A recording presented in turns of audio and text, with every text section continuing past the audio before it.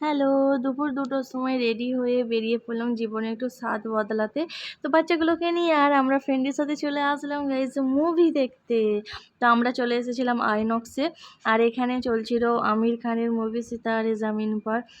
দারুণ মুভি ছিল, দারুণ। আমরা সবাই খুব এনজয় করেছি। আর এনজয় করব নাই বা কেন? এসেছি তো ফ্রেন্ডদের সাথে।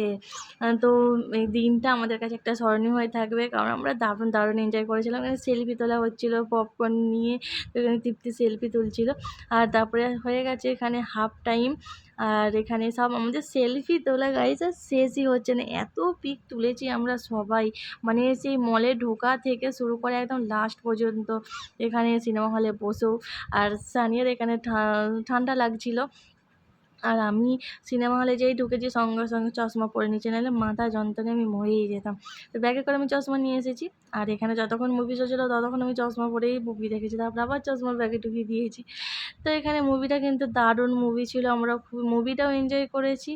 আর যেহেতু ফ্রেন্ডের সাথে এসেছি তো গল্প তো আমাদের হবেই। তো বসে, বসে গল্পও চলছে, মুভি দেখাও চলছে। সব কিছু মিলিয়ে ব্যাস জীবনটা একদম দারুণ লাগছিল।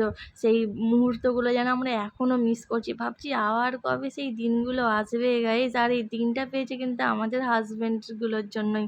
তো সেই জন্য তাদের কাছে থ্যাঙ্কস বলি। কারণ তারাই কিন্তু টিকিটটা কেটে দিয়েছিল অনলাইনে। আর আমাদেরকে যে এরকম ফ্রেন্ডের সাথে একটা মুহূর্ত মানে কয়েকটা ঘন্টা স্পেন্ড করার যে একটা আজাদি দিয়েছে সেই জন্যই। কারণ সবার নসিবে এরকম হয় না। আমরা খুবই লাকি গাইস। তো তারপরে দেখুন মুভি তো এখানে শেষের দিকেই দেখে বুঝতেই পারছেন মুভি এখানে লাস্টে একদম পুরো শেষের দিকে।